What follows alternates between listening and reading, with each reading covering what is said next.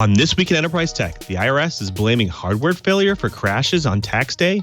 WebAuthn will replace your passwords. Does China own the market in rare metals used in devices? And MindTickle is making your sales force more efficient. Twy on the set. Netcasts you love. From people you trust. This is Twit. Bandwidth for This Week in Enterprise Tech is provided by CacheFly at CacheFly.com. This is Twy, This Week in Enterprise Tech, episode 287, recorded April 20th, 2018. Onboarding the next generation. This Week in Enterprise Tech is brought to you by LastPass. Join over 13 million LastPass users and start managing and securing your passwords today. Learn more at lastpass.com/twit. And by LinkedIn Marketing Solutions. Drive brand awareness, generate leads, and build long-term purposeful relationships with LinkedIn Marketing Solutions. To redeem a free $100 LinkedIn ad credit, visit linkedin.com/twyit.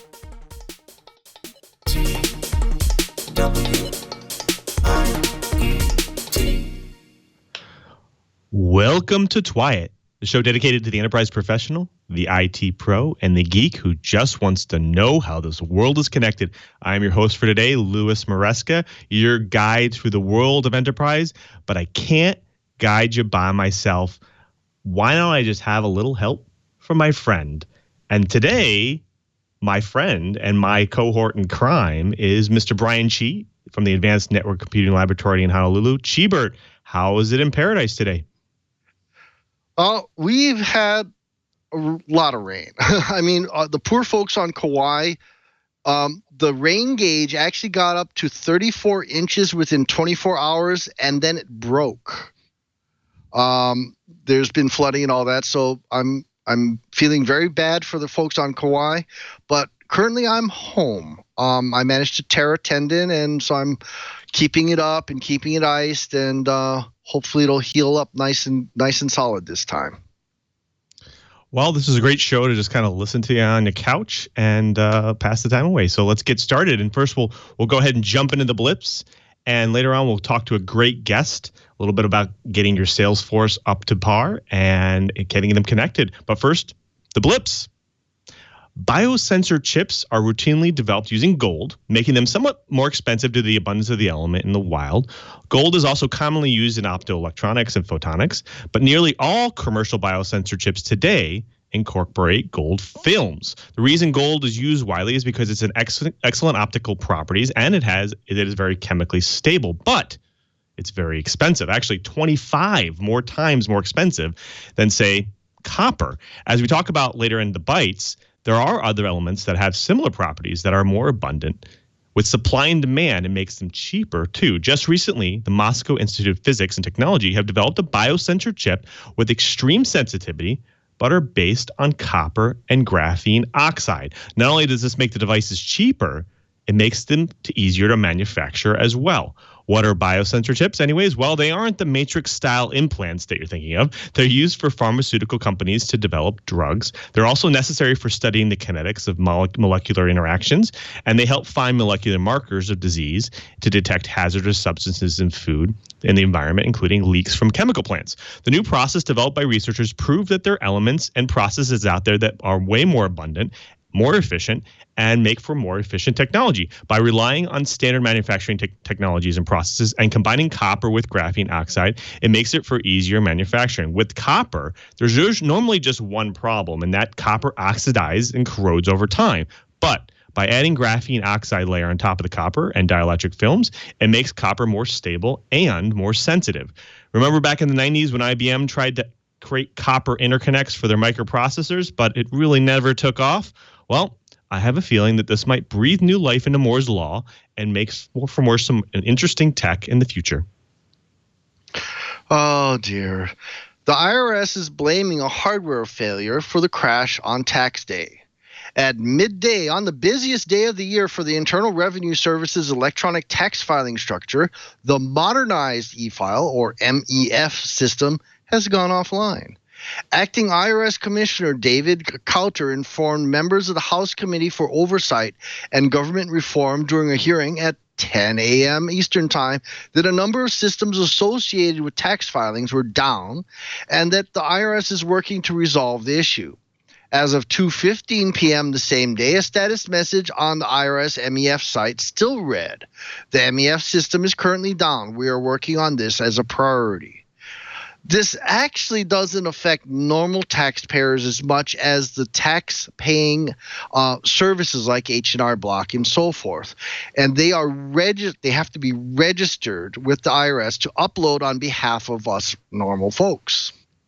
Even on the updated version of this Ars Technica article, the IRS had still only said that it was a hardware error. Well, whatever the problem was, the system is now back, and the IRS is only extending the filing deadline by a single day. Passwords, passwords, passwords, and more passwords. There's just too many needs for passwords. What if there was a way to unlock the need for no more passwords? That's where the standard for web authentication, or WebAuthn, is trying to push. It's designed to replace the password with biometrics, devices, other things. All of you probably used it before. Instead of just a long string of characters, you use your body or something you already have in your possession. You go to a site, your device alerts you, you use your fingerprint or a device to authorize it, and bam, you're logged in. How does WebAuth help with security? Well, it helps with phishing in the same way that universal second factor authentication does, by binding the keys to specific domains and origins. A phishing site hosted at, let's say, maliciousgmailsite.com can steal your password, but the security key is not going to produce anything that's usable on mail.google.com as a second factor. The interesting thing is, even though you might be using the same method to log into different sites, like a device or biometrics, the login details are unique to each place. Since you all have used it before, why is this blip now? Well, the W3C has moved WebAuthn to what's called the candidate recommendation stage. That will allow, it's a step before it becomes approved web standard, inviting sites and services to begin implementing it into their processes. The web standards body announced that Google, Microsoft, and Mozilla have committed to supporting WebAuthn, meaning that all major web browsers short of Apple's Safari will implement the new standard. Once it becomes a standard, it should be widely adopted by the blue chip companies, and it becomes a de facto standard. Then we can stop having to help grandma with her passwords anymore. Well, we always say the grass is greener on the other side, and it's certainly that for California and net neutrality. AT&T and the lobby group that represents Comcast, Charter, Cox, and other cable companies have been making their displeasure known to lawmakers in advance of hearings on a bill that could impose the toughest net neutrality law in the nation.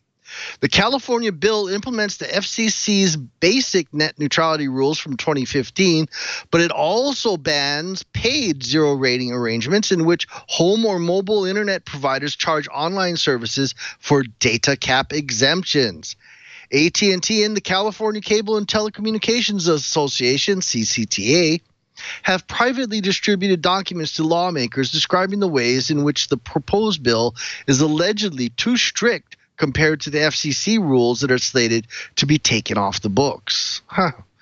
Well, California, Texas, and New York are the three most populous states in the United States. It's not a really big surprise that the legislative bodies are all exploring their own form of net neutrality now that the FCC has failed their populations at the federal level. My personal opinion is that we told you so, and that the ISP's lobbying effort has certainly backfired on them. You should start listening to us. Remember that right to repair we have been discussing over the past several months? Well, it stems from companies like Apple, who make it very difficult to repair devices, especially by third parties. So you have to recycle and replace the device instead. Well, it seems like it's about to get worse.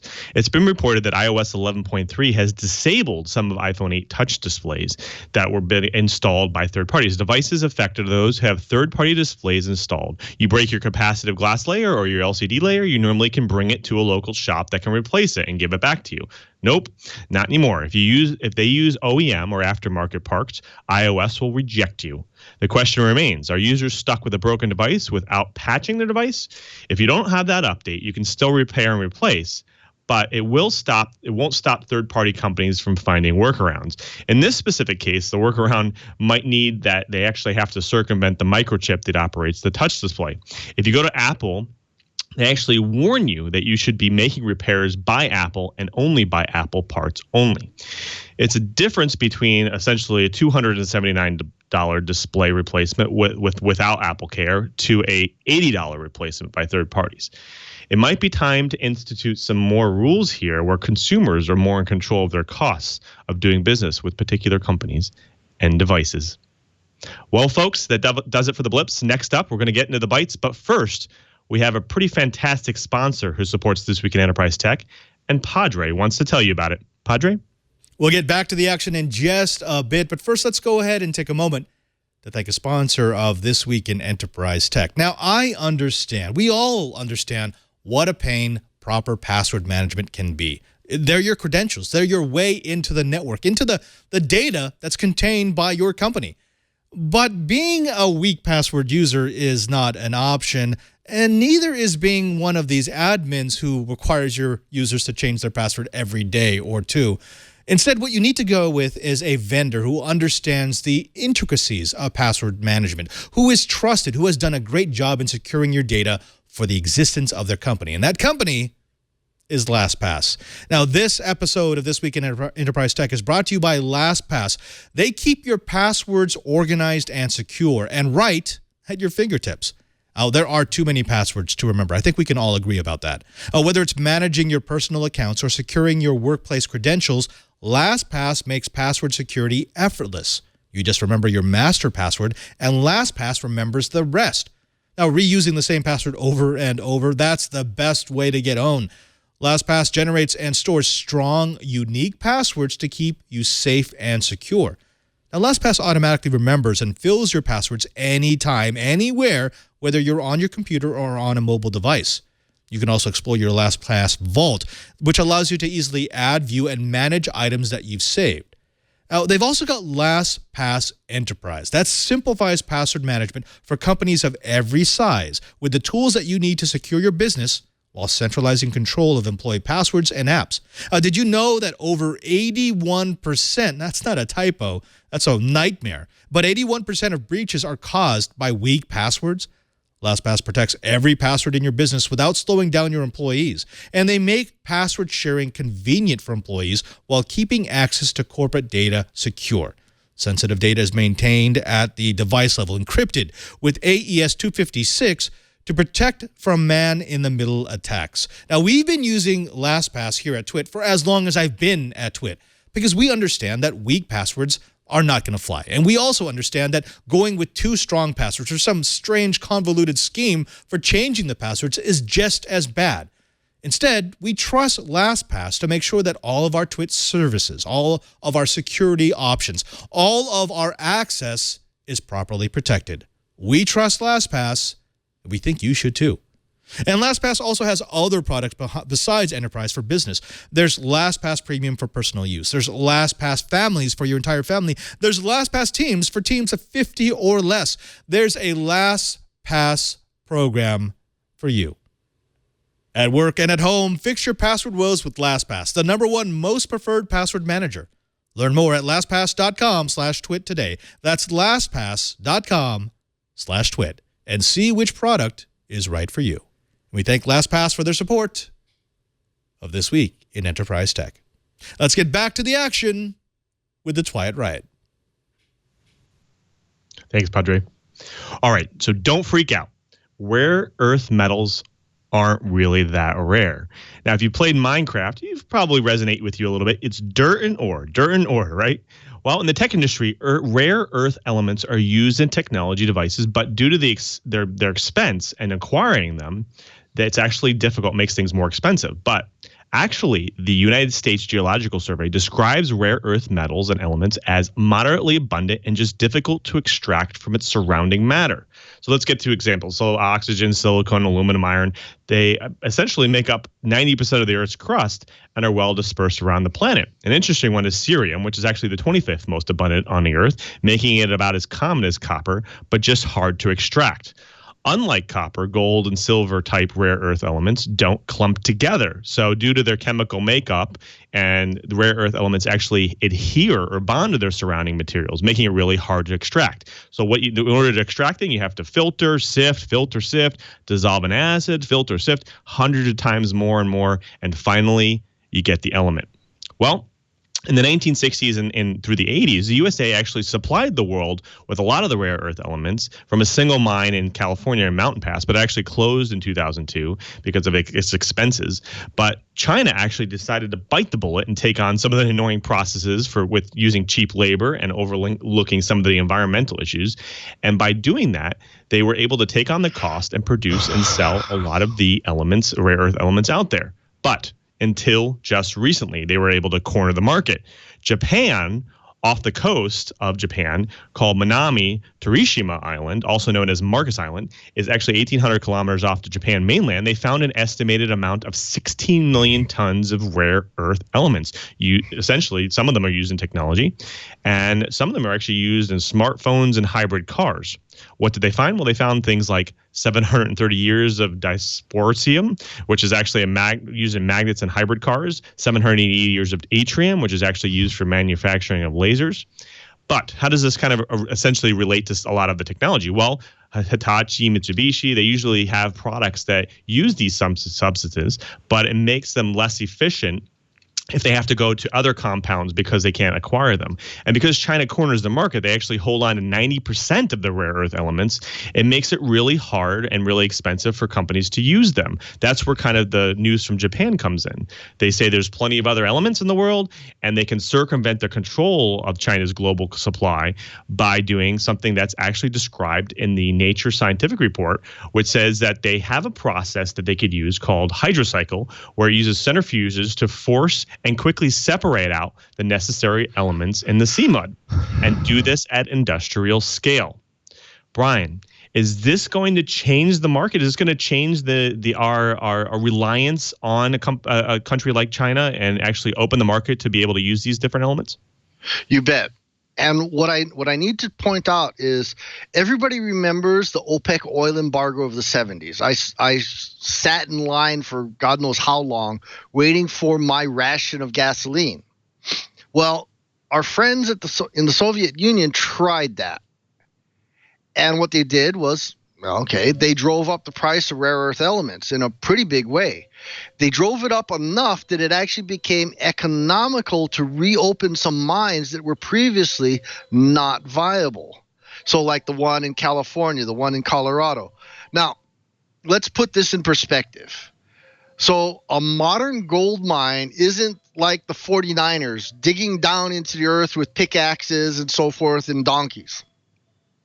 No, it's actually dirty. It's on an industrial scale. There's actually this giant thing that actually looks like a sand crawler out of Star Wars. It actually goes along a riverbed. It picks up the mud. It drops it, rinses it out, drops it in, crushes it, drops it into a massive vat of mercury.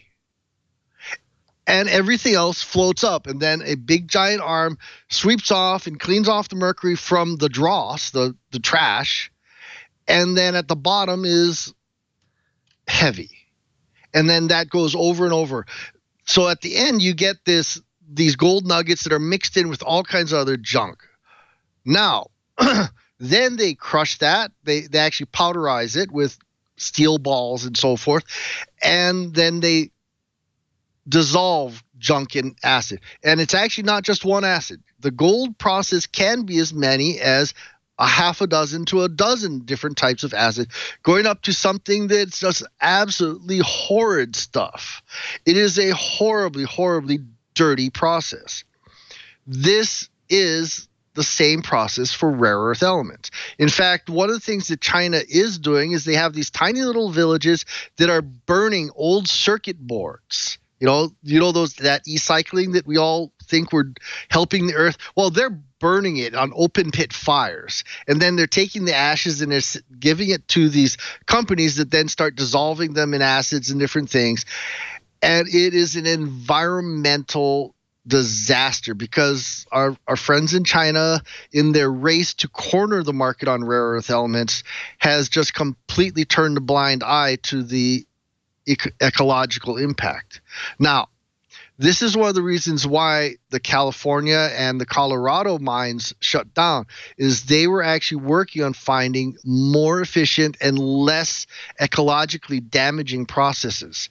There's a whole bunch of researchers using things like graphene sieves, microstructures, so that they can more efficiently remove the dross from the stuff that you want, to be able to go and get those rare earth elements out of the mud. Literally, it's mud.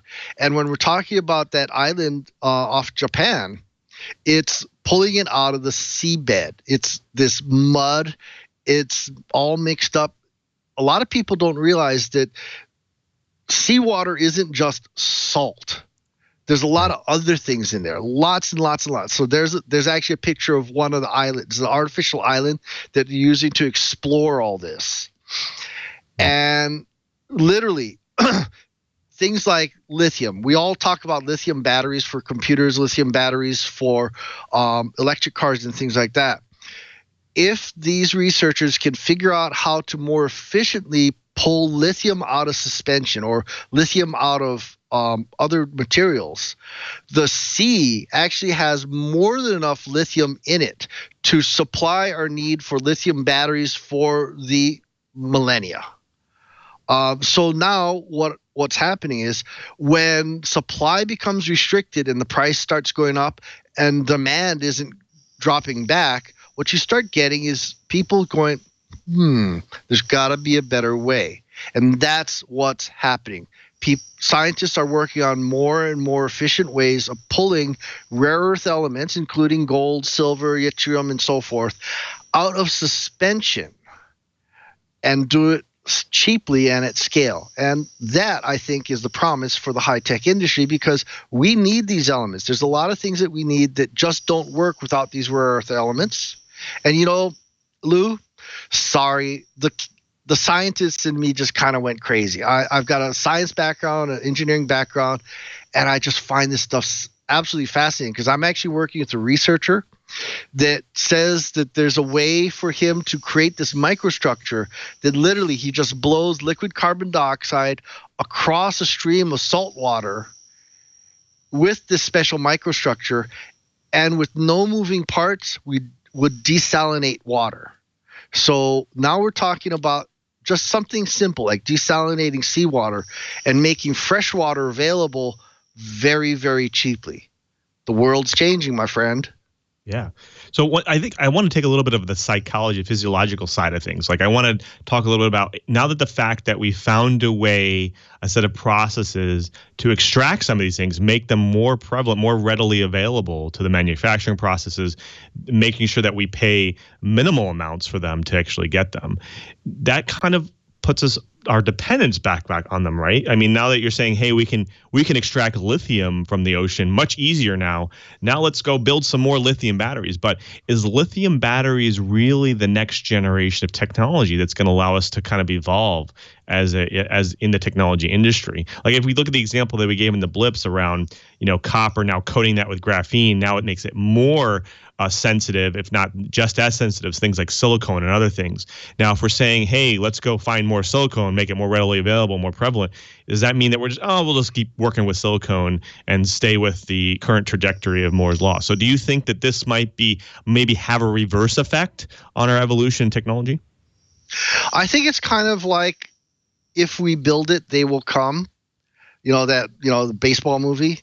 The issue is, there has been a huge uptick in things like electric vehicles because of the efficiency of lithium batteries. Now, directly to your question, I actually have the privilege of working with some researchers that are doing a lot of battery research. And one of the things that's happening is there are some really, really stupendous new developments in the way you use lithium to make the batteries dramatically more efficient. Like lithium iron ferrite batteries are actually starting to take the uninterruptible power supply business by storm. So in our industry, UPSs are a pretty big deal, right? You know, we all know that. Mm-hmm. But we have to plan on every couple of years of changing out this massive bank of batteries. So right now we're using lead acid, the gel lead acid batteries, which is good because in the United States, 95 to 98% of the lead acid batteries are completely recycled because they're easy to recycle. Now, we aren't recycling lithium because it's hard. So I think what we're going to have to start getting, we're starting to get this cycle. We're getting new technologies to recover metals out of solution, which the same technology can be used to recycle lithium batteries. So yes, as it becomes more prevalent and the price starts dropping, we're going to have more people using the technologies, more lithium batteries or lithium derivative batteries for vehicles, for airplanes. We're already starting to see the first all-electric airplanes starting to hit the market. All real interesting. But because of the technologies making it more efficient to get the rare earth elements, lithium included, now all of a sudden we've got this loop that's building. So we're using it more, but now we have the technology to recycle it, which means the supply lasts longer, the price drops. Now we have more and more of the material able to be used, less and less expensive. So I equate it to when really low-cost broadband started becoming available. Until higher bandwidth was available, streaming video just wasn't possible. Now that broadband is relatively ubiquitous, we'd like it to be better, but relatively ubiquitous, we've got more and more technologies using the higher bandwidths. I think the same thing's going to happen to rare earth elements. Technology, Moore's Law and so forth, all hinge on materials to build the technology to be reasonably inexpensive to the point where it's a commodity market. So, yeah, I think the technologies to pull out the rare earth elements, to create a larger supply of rare earth elements, means we might start having people creating some really, really unique applications. Keep in mind, things like virtual reality goggles require a lot of rare earth elements, and that's one of the things that makes them kind of expensive.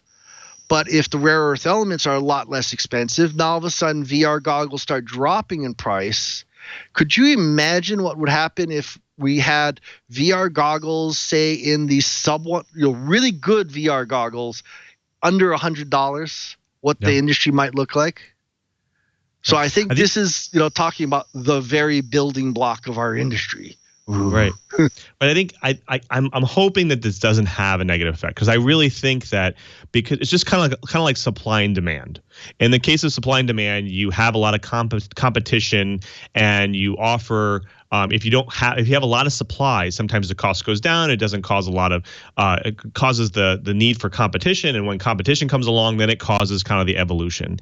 And so along with, we kind of relate this to elements. If right now, since the elements cost so much to get, we're finding new ways. We're kind of going down those paths of finding new ways to develop new technology in order to do things that we need to do. Like, for instance, build better batteries, longer life, have more power cycles on them, have better CPUs, have smaller transistors, that kind of thing. And so we're kind of forced in that direction because of the cost of some of these things. And so we're developing new technology to circumvent those costs. And so now that we're saying, hey, by the way, now you have those elements. And so now it's almost like a deterrent to say, hey, let me go figure out and fund some new research into that technology. I really hope that doesn't happen, because we need to continue to move forward and sometimes actually get off the need to some of these elements. So we'll actually have to see what happens in the future, because hopefully this is not kind of a negative effect, right? Yeah, well, I kind of want to flip the coin on the other side. If they become more available and we start building new things that need it, that's going to drive the demand, and it's going to make people still be creative. But keep in mind, once we get to a tipping point, in this case, my tipping point for this entire industry is actually really inexpensive space travel. You know, SpaceX and all those. Because if we really and truly want those rare earth elements in large, large quantities, there's nothing better than asteroid mining. So I think the world's going to change. My crystal ball's just as good as yours. Maybe that should be part of our predictions. What do you think? Yeah, absolutely. Absolutely. Well, you know, one thing is obviously getting off the reliance of a specific company or country to actually export these things. I think that that's kind of the key to here as well, is kind of opening the door and not being reliant kind of opens the market for more things. So I definitely feel that that's a definite positive thing. And by opening the market, we have more money to work with, and then it kind of becomes a domino effect for better things. So we'll just have to see kind of where it takes us in the future. Yeah, this week in geopolitics. Woohoo! Absolutely. Well, folks, that does it for the bites. But next up, it's my favorite part of the show. We get to bring in a guest to drop some knowledge on the Twiat Riot. But first, we have another amazing and fantastic sponsor who supports This Week in Enterprise Tech. And Padre wants to tell you about it. Padre? Thanks, guys. We'll get right back to the action. But first, let's go ahead and take a moment to thank a sponsor of This Week in Enterprise Tech. Now, if you own a business or if you're trying to get exposure, have you tried marketing? It's kind of complicated, folks. I mean, you could go the traditional route and shotgun your message to everyone and hope that maybe 1 or 2% might be reached, the actual people who you're trying to influence. Or you could go a different route. You could go with a solution that actually tries to aim the message, custom tailor it to the people that you want to reach. You could go with LinkedIn Marketing Solutions. That's right, LinkedIn Marketing Solutions, the same company that brings you LinkedIn, is all about marketing to the people who actually make a difference in your business. When you're concerned about connecting with the right audience, when you're concerned about your message being tailored to that audience, you need the expertise of LinkedIn Marketing Solutions. If you want to target your customers where they are every day and when they're ready to make a decision, LinkedIn can help. When you advertise on LinkedIn, the world's largest professional network, you have the opportunity to build long-term relationships with your customers. And it's all about the relationships. It's not a drive-by. It's not a single ad. It's a long-term strategy to get them to understand what you do and what you can do for them. Now, those relationships often translate into high-quality leads, website traffic, and higher brand awareness. Now, the first step is talking to the right audience. It doesn't make any sense for you to have a great product, a great company, a great message if you're sending it to the wrong demographic. Well, every day, over 500 million professionals engage with content on LinkedIn, and chances are your future customers are among them. They've got the marketing tools to help you target your customers with precision. These are smart messages, down to their job title, their company name, and their industry. Better targeting equals a message that your customers care about, which in turn leads to more trust built with your customers. There's nothing worse than having a generic message that kind of reaches kind of a couple of people who might be kind of interested in what you do. With LinkedIn, you can target those people and you can give them exactly the information they need to make their decision. In fact, 4 out of 5 customers on LinkedIn are decision makers at their companies, so you're building relationships that really matter. We want you to promote your business with LinkedIn Marketing Solutions. Try them and see if they might change the way you think about marketing. To redeem a free $100 LinkedIn ad credit, go to linkedin.com/Twiat. That's linkedin.com/Twiat for your free $100 ad credit. Terms and conditions apply. And we thank LinkedIn Marketing Solutions for their support of This Week in Enterprise Tech. Let's get back to the action with the Twiat Riot. Thanks, Padre. Well, my favorite part of the show, and we get to bring a guest into the Twiat Riot and drop some knowledge on us. And today is no exception. We have Mr. Jules Ehrlich. He's the president of MindTickle. Jules, thank you so much for joining us in This Week in Enterprise Tech. It's an absolute pleasure. Thank you very much for having me, Lou.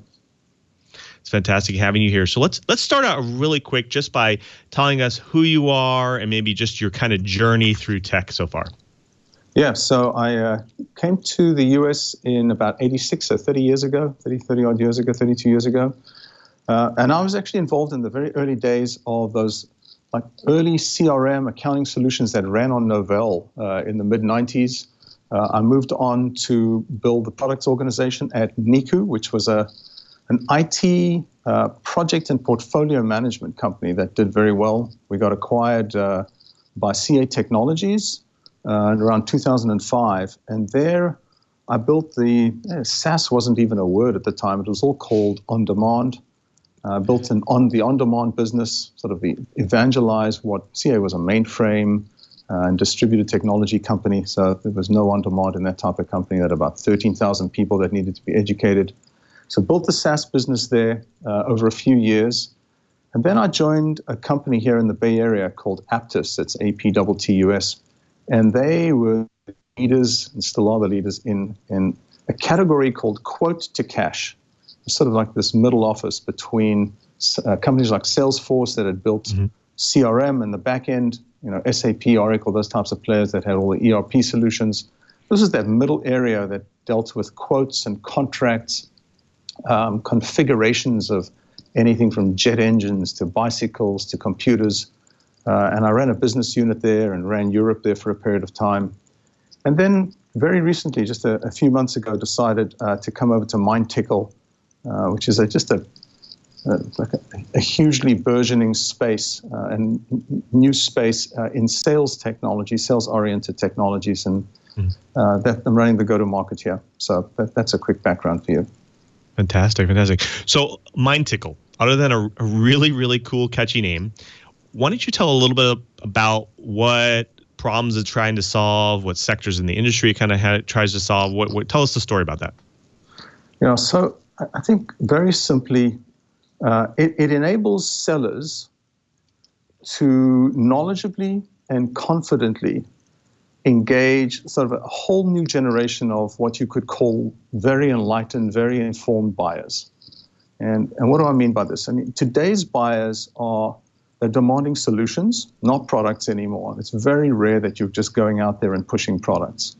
They're looking for greater value for their investment, and they're looking to sellers more as trusted advisors, and again, not just product pushers.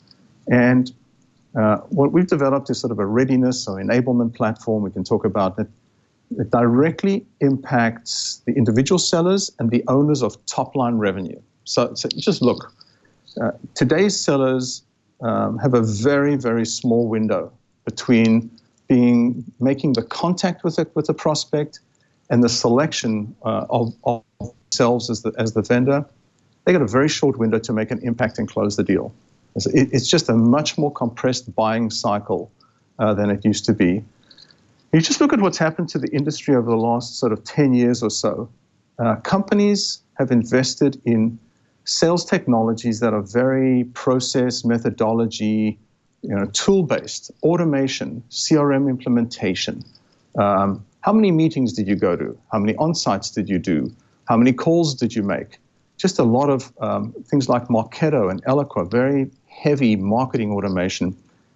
And what that's helped companies do, sort of get into deals, know about deals and get into deals, but it hasn't actually helped win any deals. And that's not really what those technologies have done. So the other sort of trend is that when you engage customers today, it's no longer one time. It's about lifetime value. There's the whole subscription economy. You've got brand and everything to look after. You've got Twitter, people complaining, people complimenting.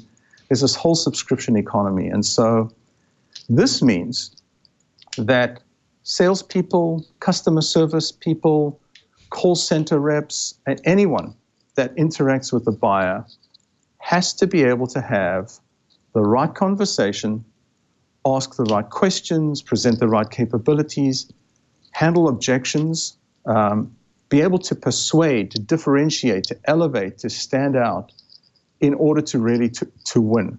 And that sort of area of making sure your sales team is in peak condition, peak readiness, there hasn't been really technology to enable that over the last years. So people have just been focusing on this automation. Right. I think for you, and go ahead.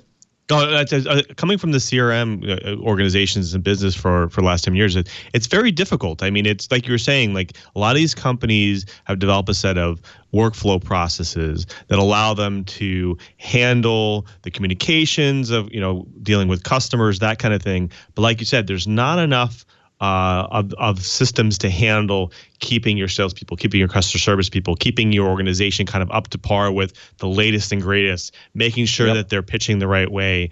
And, a lot of times you see, companies having, webinars, or they're having kind of offsite meetings to kind of bring people up to speed, but they can't always bring everyone in there. So they're recording things all the time, and it becomes very expensive.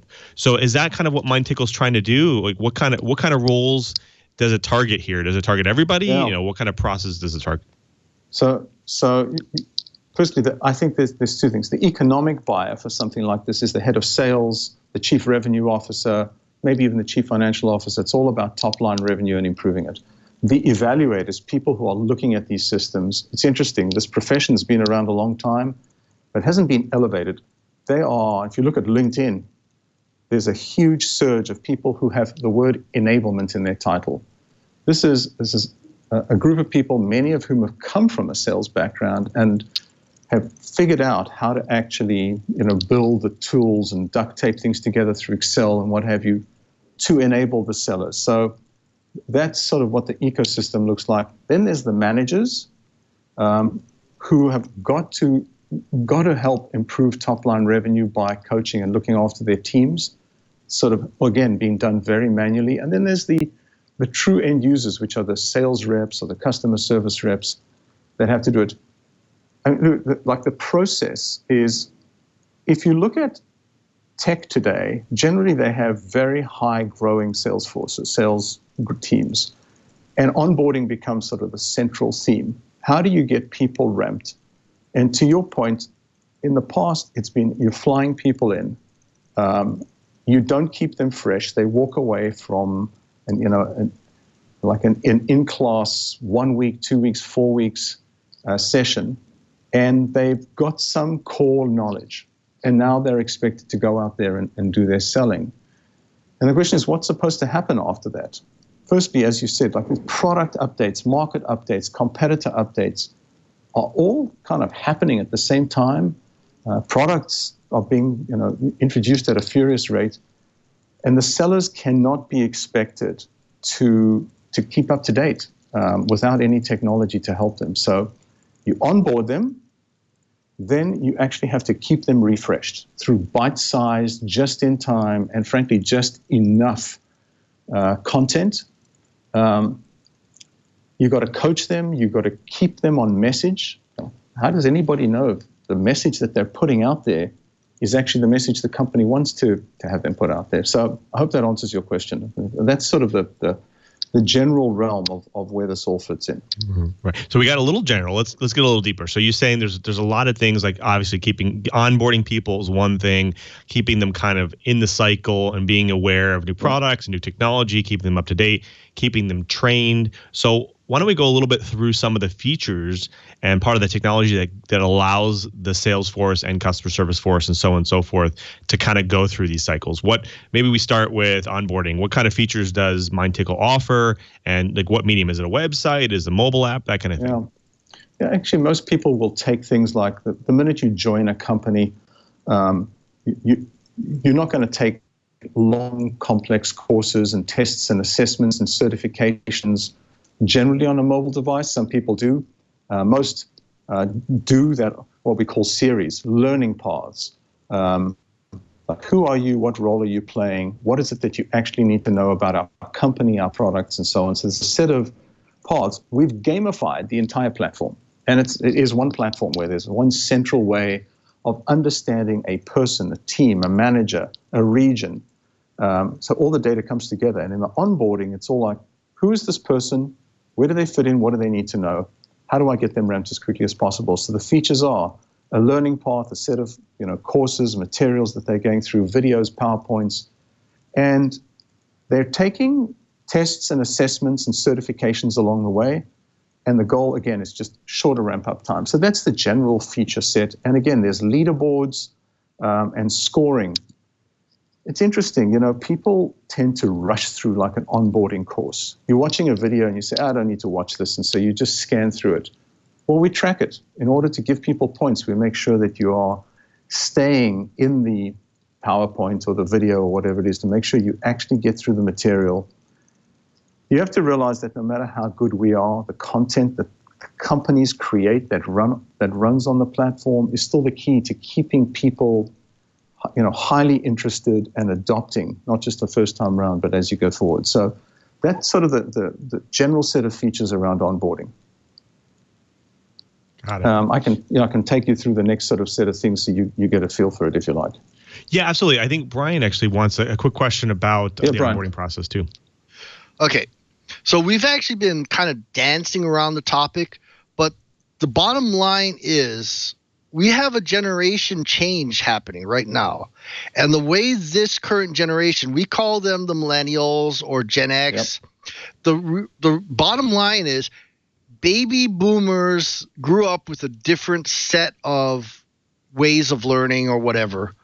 What I want to do is, what are the differences? You know, you talk about gamifying things, but is this something that you've created that to respond to this generation change? 100%. So actually what happens is, and again, onboarding is sort of table stakes, honestly. I mean, everybody does onboarding. They do it in different ways. They gamify it. But that is not really the problem to solve. The problem to solve is exactly what you're describing. The millennials, whether you have a very highly tenured sales force, so people that have been around for 10, 15, 20 years in pharma, in very complex engineering, telco type companies, or you've got a whole group of millennials coming into your company every week. The key is just in time, just enough. And it has to be 100% mobile. You don't send somebody a 20-minute video or PowerPoint to learn once a week. You send them a 2-minute YouTube-like video, very quick, very interesting. They can watch it on a train. They can answer the 2 or 3 questions. You can quickly have them, instead of just answering a question, like when you teach somebody something, how do you know they actually know it other than just having them answer a few questions? And Brian, the big shift in training has now come both again in this micro-learning area, but also in what's called video role play, where somebody literally just holds up their iPhone, whatever, Android, and they record themselves. MindTickle will send you a note that says, hey, Jules, we need you to give us the 2-minute pitch, or we just gave you a product update in this video. Can you spend 30 seconds, tell us how you would explain it to your customer when you're on the phone in inside sales? And they record themselves. It's quite intimidating. They practice a few times, but they get very used to it. And then they submit it. And then it is reviewed through like some artificial intelligence technology that says, hey, this person had good enthusiasm, good tone, they mentioned the competitor twice, etc., and it scores you quickly so you know how you're doing. Or it will go to a set of managers to, review, etc. But it's those things for millennials and for just about anybody that is really the significant change in sales training and so on. I haven't gotten to coaching, but just become a big topic. But that's what's happening, Brian, in all of this is what's going on. Well, thank you very much, by the way, for mentioning LinkedIn, a sponsor of This Week in Enterprise Tech. But I'm definitely a baby boomer. I'm actually getting ready to retire. And the way I was onboarded when I went is, bam, big giant manual, read through it, we'll give you a test at the end. The kids that I'm working with now, I almost hesitate to use the term millennial because it tends to have a negative connotation. Agreed. But this next generation, they are dramatically more tech savvy because they grew up with it. I mean, kids are being babysat by iPads for God's sakes. So the onboarding process definitely had to change. Now, how, as you're providing an onboarding system, how do you deal with the baby boomer manager learning how to deal with the oncoming millennial generation? Actually, so the millennial generation has a much, much higher, interest in the educational part of their career development than just about any generation before.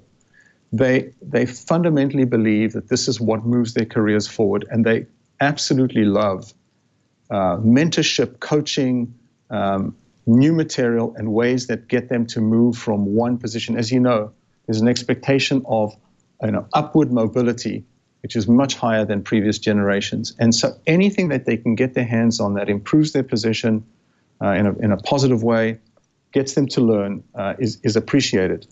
And so what we've seen is, again, in our own company, and we've seen it in just about every single customer, is that they get onboarded in an interesting way. Everything about what they see and do is interesting and fun. It's actually what our name sort of came from. It's about getting mind share in a stimulating way. And so the goal is to stimulate them, stimulate people, anybody, to enjoy the learning and to move forward. And then to continue to engage them through things like coaching. So the reason I think coaching has become so big, if you look at all the studies over the last year or two, is I think a lot to do with what you just asked. It's that people are coming into the workforce. They're being asked to perform, I think, pretty complex roles. I mean, you think about 10 years ago, there wasn't anything called a BDR or an SDR. People just picking up the phone and making millions of calls and having to sell complex things. And I think coaching and just mentorship and the whole onboarding and reinforcement experience is what I think is satisfying that population, that new generation, that new type of seller. Right. And an interesting part is that, like you're saying, some of these different roles tend to have different paths they have to take for learning. For instance, customer service agent might need to know about a product and how to support and actually maybe upsell some services that need to go on. When you have different roles, do they have different learning paths? Do they have to supply different types of role playing for them? Does it help them kind of educate that way? Yeah, interesting. Once you get out of sales, and we have quite a few customers doing their customer service representatives, people who handle complaints on the phone, call centers, they don't care about leaderboards at that point. They're not competing with each other for points and badges and what have you. And so they have very different learning paths and different incentives, different compensation. We have customers today who actually pay their people based on how good their scores are. I know it sounds a bit crazy, but people are really changing in all these customer-facing organizations. It is so important that the brand and everything you say is right, that they want to incentivize people to learn it properly and so on. So, yeah, different roles, different organizations, they have different learning paths. It's different content also. Again, you're not trying to sell somebody something. You're trying to make sure that they feel like you are advising them and delivering value in every part of the customer life journey. It's just different. One other thing I'll mention to you, just in interest of the audience, is this area of analytics. If you look into what's happening inside of organizations, who to hire, what types of people, what profiles of people, so prescriptive, predictive hiring over time, who to recruit and so on, it all comes down to analytics. It's like, what's the correlation between how people learn, how they present, and what performance you see ending up in the Salesforce system, for example? Like, how do you know, and how do you improve that correlation, and in a quick time? And so what we've done is built this incredible system of analytics that runs across all those disciplines I spoke to you, like the coaching, the reinforcement, the onboarding, the video role play, and try to get to a more metrics-based view of a sales organization. So you can look at this at the end of the month or the quarter and say, we think we are more capable than we were a month ago or a quarter ago, and here's why. because we were able to measure the effectiveness of what it is we delivered as an enablement organization. So anyway, hope that answered your question, but there's just so much going on here with the different roles. One other thing you should know is that the enablers themselves, the people who are rolling out these programs, I mean, it's an incredible profession. It's growing and becoming far more prominent inside of organizations. And they need this level of analytics in order to assess whether the programs they roll out are effective, etc. Well, Jules, I've got a question for you. We're going to go and pretend we have our fictitious 10,000 seat enterprise, and this particular enterprise has a technical support organization, training and onboarding, because people like to rotate out of TAC as quickly as they can. Could you describe for our viewers what would be involved with MindTickling, my TAC group? Yeah. Okay. So again, people who are coming in net new. So what does a tech support person need? They don't need to learn about methodology and how to sell. They need to understand the products intimately. They're probably going through a set of demonstrations and so on. Again, inside of MindTickle or not, they're learning about the product. I think that the type of enablement that is going on for support people, for support teams, is how to, again, one is just tone and how you speak with customers. How do you present the company brand? So you've got content in the onboarding around the company. What is our message? What do we stand for? What's our mission? How do we serve our customers? Then there's the technical part. What do I need to know about all of our products? We don't get into technical documentation and answering questions like, oh, if your email's not working today, these are the 5 things you look at. Those are knowledge bases, Google searches, those types of things. So for a tech support team, it's much more about message, tone, knowing when to say no or I don't know, knowing how to save the time of the customer and not have them sort of in a revolving door of phone calls and things and not resolving their problems. It's that type of training in onboarding that I think is important. Messaging. I think once people have gotten through that, there is okay, here's a simulated call for this tech support cohort. Team, we're going to give you 3 minutes on the phone. We want to speak into your iPhone, and we want you to explain how you would answer this type of question. And there's a simulated role play that the person goes through. And they go through a number of these until you're comfortable that every single time that tech support person picks up the phone to answer a question or a video or a chat, they are going to represent the company and the product and everything else that you want in a way that you like. And they sound confident and competent in what they're doing. And then you're going to have a real-time coach. From time to time, every tech support team person is going to have a mentor or a coach. And every week or 2 weeks, that coach is going to sit on those calls live with that tech support person, understand how they're answering questions, and then coach them on their iPhone. Literally just say, hey, great session. Here's my pointers for you. These are what you need to focus on. By the way, I think you should take, course ABC because I don't feel like you have enough competence in this area of what the customer was asking, something of that sort. And then from time to time, they will continue to send out these small updates to support teams in small bites, micro-learning to keep them fresh so that they feel completely competent and deliver the sort of value that customers are expecting. So that's sort of what I think a tech support team, and everything is done pretty much on the phone, except for maybe heavy stuff in the early stages of onboarding. Thanks, Jules. So one thing I did want to ask, kind of relating to some of the more enterprise software side of things, is how does this work with CRM? So like in CRM, you get some engagements and leads, and it's usually focusing on maybe a set of, there's some critical mass on some certain sets of projects and products. Does this kind of integrate with MindTickle so that it can help focus on those things, educate, keep them up to speed, that kind of thing? Yeah, so we run obviously as a frame inside of Salesforce. So there are quite a few customers especially the ones who have high adoption of Salesforce, will run this as a frame in Salesforce. Salesforce is an amazing system, but not every customer has managed to achieve massive adoption. And so sometimes it's actually better to keep your adoption higher in this area outside of a CRM system. But for the most part, what we see in CRM is obviously people want the data, the scores, to come back into Salesforce so they can do the correlations. So there's the integration in that regard. The actual data is moving. They sometimes are running it from inside Salesforce.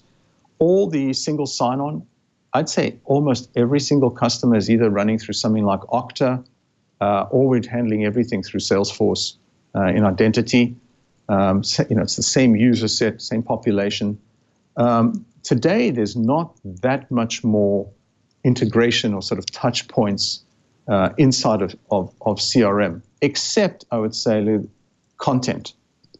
So you've got a new piece of content, so a piece of collateral that you reach a certain part of the sales cycle, you're at stage, A, B, or C, and this needs to go to the customer at this stage.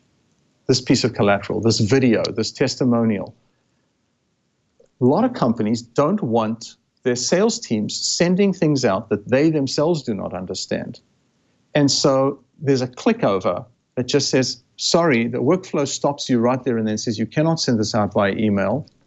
You need to be knowledgeable, skilled on it before you can send it out. They'll click a button, switch you over into MindTickle, directly into that 2-minute course or 2-minute video or PowerPoint about what that collateral is about. You'll test out 3, 10 questions, whatever it is. And once you've passed, it will bring you back into something like Salesforce and let the collateral go out the door. So this is just in time, just enough learning. And again, it applies to everybody, but those are the other sort of points of integration with CRM. Fantastic. We've been speaking with Jules Ehrlich, the president of MindTickle. Jules, unfortunately, we ran out of time, but we do want to give you a little bit of time to kind of do that, your 30-second pitch on MindTickle. Where can we find it, the features, so on and so forth? Yeah, everything's on mindtickle.com. We partner up with all learning platforms that exist inside of companies, LMS platforms, other content management tools. I mean, in summary, we accelerate time to sales productivity. We drive consistent messaging, and I think you could just say we guarantee sales performance from teams. So I really appreciate you guys having us on, having me on. It's a really interesting area for people, and please contact us, and happy to take you through. We have customers that run from 10 sales reps to literally to 100,000 people running on the platform, partners across every single industry in the world. Huge amount, obviously, in tech. We have, I think, 10 of the top 30 companies in tech in the world running on top of our platform. So really very much appreciate it. Fantastic. Thank you so much, Jules, for being on This Week in Enterprise Tech. Thanks, Lou. Thank you, Brian. Well, folks, you've done it again. You've used up another hour of listening to the best dang enterprise show that's according to 9 out of 10 rare earth minerals. I want to thank everyone here that makes the show possible, especially to my co-host in crime, Mr. Brian Chi, without whom I would not want to do this show. Chibert, where can they find your work? Where can they find what you're up to? What's going on? Well, my Twitter address is ADVNETLAB, just like you see on my bottom third. It is Advanced NetLab. I'm also Chibert at twit.tv. Love to hear from you. We have lots and lots of cool episodes coming up with lots of interesting guests. I do apologize. I did get just a shade heavy-handed with VMware, but don't worry. I'm going to do the same heavy-handedness with Google, Microsoft, and a couple other companies, because we want to have large organizations that affect our industry on a regular basis, so that they start making showing us how they make the sausage right up front. When we have people that are comfortable with us, they start sharing more. And I think that's a good thing, especially for our viewers. Anyway, hope to see you on the stream, and hopefully we'll have power back at my building very soon, because we just had one of our big transformers blow up, and the entire University of Hawaii was dark last night. Oh, fun and games. Hopefully you guys get that back up running. And remember, sharing is caring. Thank you, Cheever. Also, we want to thank you, the person who's watching, our loyal listeners, the person who drops in each and every week to get your dosage of This Week in Enterprise Tech. We wouldn't want to do the show without you, and we want to make it a little easier for you to get your Twiat dose. So go to our show page right now at twit.tv/Twiat. That is TWIET. You'll get our back episodes. You can download this episode. You can see the show notes, all of the stories. In fact, all of our guests, you can follow them. That's the place to go for sure. And as long as you're there, why not subscribe? There's video versions, audio versions. There's the high def video version for any of your devices. And it's a great place to support the show and share it with your friends and family. Don't forget, you can follow me on twitter.com/LouMM, where you can find all the cool things that I'm working on. And don't forget to visit dev.office.com. That's the great place where all my work is at. But we want you to remember that we also do this show live each and every week at 1:30 Pacific time. So you can join us on live.twit.tv. And if you're joining live, you might as well jump into our chat room as well, irc.twit.tv. You'll get to actually work with some amazing people there. We actually get some questions for the show there. We actually kind of sometimes direct the show from there. So jump in there. It's a great place. Also, I want to thank everyone who makes this show possible, especially to Leo and Lisa, who support this show and continue to allow us to do this Week in Enterprise Tech each and every week. Thank you to all the engineers and also our technical director, Kevin.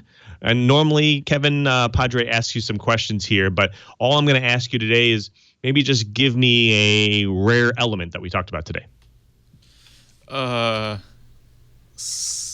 Oxygen. Fantastic. Well, I thought you were going to give me like vibranium or adamantium, so that's great. Oh, that's well for done, the millennials. Got it. Well, we hope to see you again next week.